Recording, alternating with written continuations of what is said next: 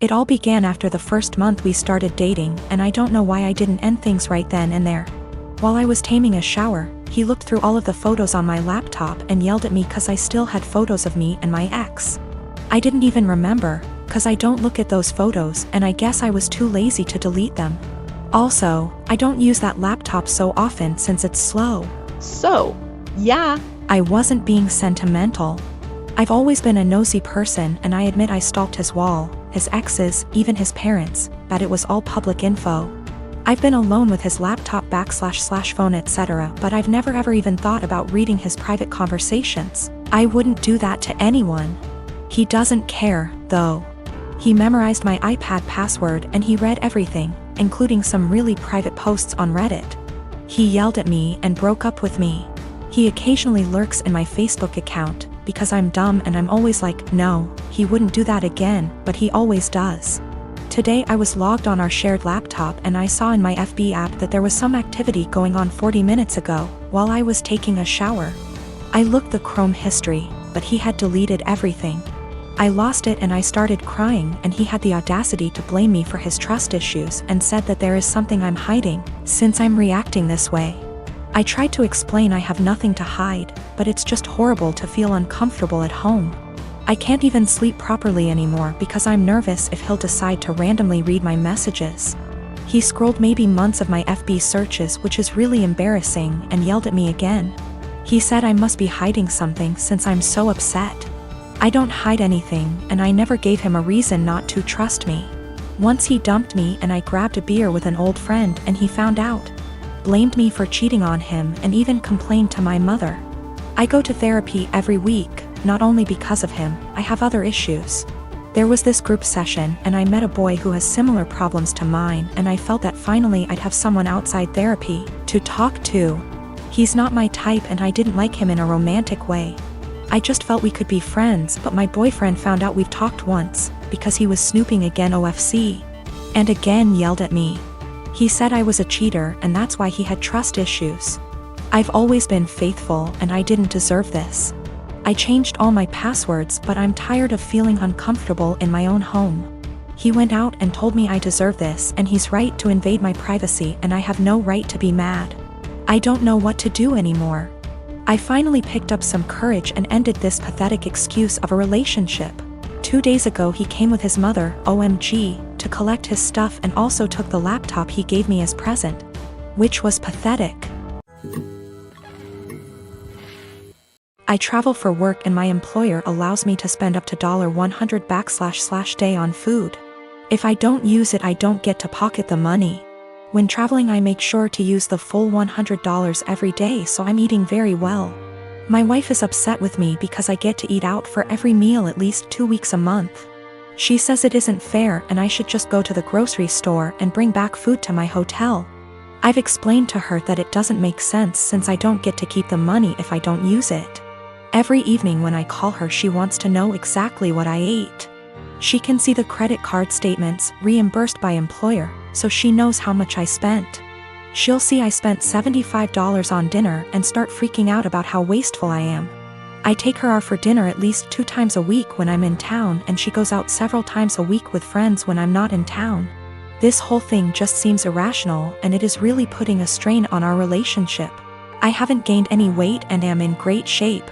I focus on quality of food much more than quantity. Most hotels have a small gym and / or a pool. I can't buy groceries or gift cards to bring home. It is against policy. I submit pictures of the receipts so this wouldn't work. I track all my expenses and submit receipts for reimbursement weekly. I float the money for 7 days max. Usually I have around $3,000 to $4,000 in expenses per week, which we can make work without any issues since I pay for all my food, airfare, hotels, and car rentals myself. I collect an enormous amount of points and other perks. These points allow me to go on at least 2 vacations a year with my wife for next to nothing. We went to Spain early this year for 2 weeks and spent under $400 for the entire trip. Not using a company card is one of the best perks. Using a different credit card is not on the table. My wife and I have all our finances together. We both think it's important to be 100% transparent with money. We don't have any kids. She started a business selling Mary Kay a few years ago. She is working really hard to expand and find new customers. She likes the idea of being her own boss, and I try to do everything I can to support her. I'm rarely gone for 2 weeks at a time. Sometimes I'm gone for only 2 days. On average, a trip lasts 5 days and I go on 3 a month. A lot are saying Mary Kay is a pyramid scheme. I don't really know that much about the details of the business. I see a lot of women selling makeup, candles, and diet-related products, so I thought this was normal. We've put in around $50,000 over the past 2 years. Most of the money goes towards buying inventory and training seminars. I'll have to do some research to see what is going on. My day-to-day is anything but glamorous. I've spent more time in the airport than I even care to think about. Things go wrong often on the logistical side. My work can be very stressful, but I've gotten very good at managing the workload. My boss encourages us to use the full expense amount. He understands the stress involved traveling so much. He's actually working on increasing the amount to $140//day because of inflation. Son is in 4th grade. School is only open on Mondays. The rest of the week he is home with me. They don't do virtual learning during the rest of the week. No Zoom calls are made. No teacher actually checks in. Homework at home is not to be sent back to the school, and instead they get a participation grade the following week if they tell their teacher they completed it. It's backwards, and your students aren't being graded for the work they actually do. Every Monday we get a new flyer in the mail asking for donations. Last week we got a flyer that said to send out 20 emails to individuals to ask them for donations, with the promise of prizes for participation. They also had other prizes on this flyer. Basically, the more people who donate using your name, the bigger the prize you get. My son wanted the headphones prize. Nowhere on the flyer did it say how many donations was needed. I called the school to ask and they said 12. I sent out the 20 emails. 14 people donated. The donation list was to be emailed to the school with the student ID, and we were to pick up the prizes this past Monday. Son was losing his mind excited because he got the 12 donations needed for the headphones. We walk in and they proceed to tell me and my son that he did not qualify for the prize because in order to be eligible, you needed to get those 20 donations. Apparently the prizes for donations started counting after you received the 20. They turned damn near every student away, not just my kid. So I sent the boy out with his father and pulled the teacher and principal aside to let them know that they got these kids' hopes up for absolutely nothing, and that all they accomplished was destroying the children's spirits by lying to their faces. I then told them that I was told by the secretary that he only needed 12 donations for those headphones. They said, "Sorry you feel that way. This is just how things are right now due to COVID."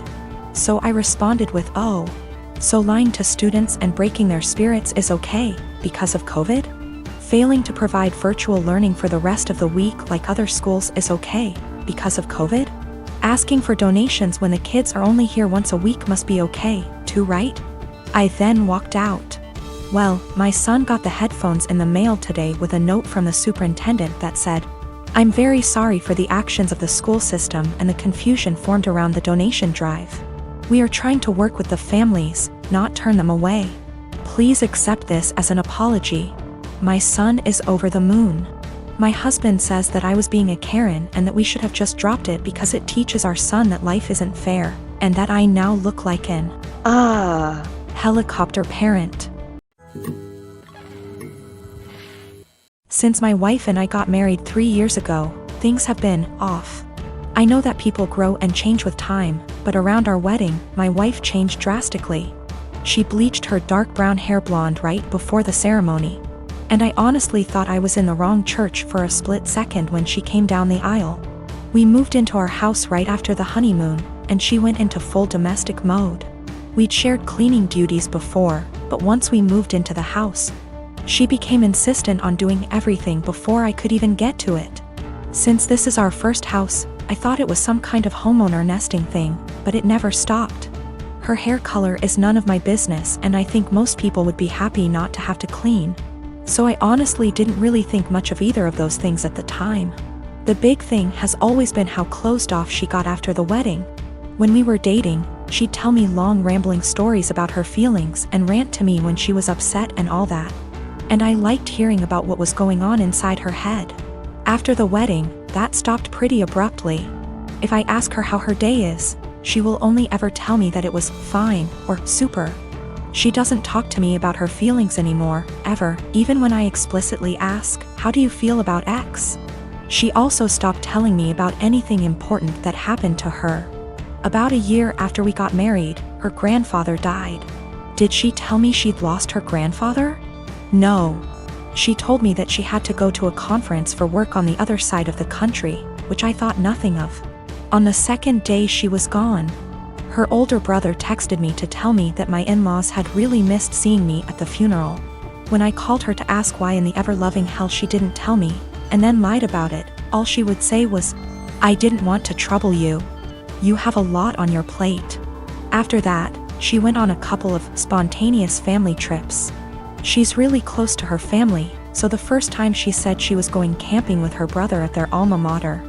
I didn't think a lot of it other than to be slightly disappointed and confused that I wasn't invited, because her brother's cool and the three of us go camping together a lot. But the second time, I started hearing alarm bells. I'd like to say I'm a more secure man, but after the second spontaneous family trip, my wheels started spinning and I started to think that maybe she was cheating. This was a weird insecurity in the back of my mind for a while, since she wasn't showing any other big signs of cheating. She wasn't guarded about her phone and hadn't changed her routine / appearance. A few weeks ago, she told me she was pregnant. I was over the moon about it until I asked her how many weeks along she was, and she nonchalantly said about 12 or 13. She'd been pregnant for like 3 months before she even bothered to tell me. She's not really showing at all, and she doesn't usually drink, so I had been completely in the bloody dark. I honestly hadn't even suspected. That was kind of it for me. I was sure she was cheating, and that it wasn't my kid. I thought there was no possible way that a woman would keep her pregnancy a secret from her husband for 3 months. So I snooped. Yes, I know I was wrong, but I wanted proof that she'd been having an affair before I moved out. One of my best buddies from college is a divorce attorney, and when I asked him what I should do, he sent me the info for a key logger. I installed it on my wife's laptop and was prepared for the worst. Now, I feel like what I found is somehow worse than her cheating. I didn't find any steamy messages, but I found out that she keeps a diary in a Word document that she writes in every day. I know I should have just stopped once I knew she wasn't cheating, but once I saw my name in her diary, I couldn't stop. I read all of it. All 7 separate documents, going back to way before we'd even met. Turns out she's not cheating. She's depressed, hates herself, and has absolutely no trust in me. All of the stuff I've been confused and bothered by has some kind of sad, self-loathing explanation. She hates having blonde hair, but she writes, "I know he'd divorce me if I went back to being a brunette. Because wives are supposed to be blonde almost every week." The "wives are supposed to be" thing is tangled up in everything. She thinks wives are supposed to be quiet, which is why she doesn't talk to me anymore. She thinks wives are supposed to make things easier for their husbands, not harder.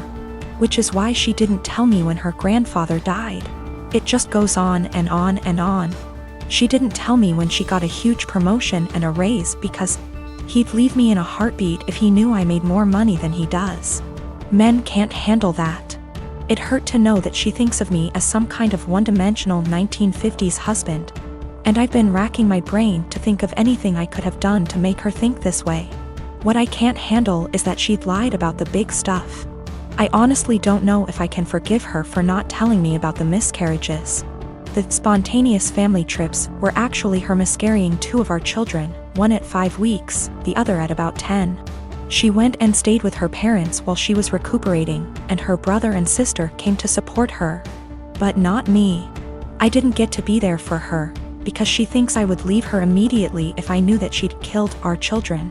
She's convinced that she caused both miscarriages because she smoked pot for a long time before we got married.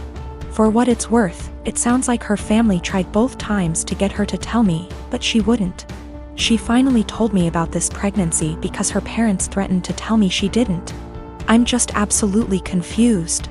I don't even know what to think right now. I'm just so baffled because everything she says about me in her diary is insanely nice. She goes on for pages and pages about how much she loves me and how she thinks I'm her soulmate and how she would do anything for me. I just can't understand why she thinks that I would leave her. Knowing that she's spent the last 3 years walking on eggshells around me, convinced that I would leave her at the drop of a hat is just so confusing and awful. I feel like our marriage is some kind of lie. The woman I thought was self-confident and ready to take on the world is actually full of self-loathing and really, really depressed. I don't know her at all. She's been suffering silently with depression long before we met. She has no faith in me, no trust. She thinks that every hug and kiss I give her and every "I love you" I say is a lie. I just don't know what to do. She obviously needs serious help, but I don't know how to get it for her. I can't tell her that I read her diary. If she has zero trust in me now, I can't even imagine what she'd think if she knew if I read 6 years worth of her private thoughts. I feel like I need to get my in-laws on board somehow, but I don't know what to say to them. I know I can't ignore this, but I feel like any move is the wrong move.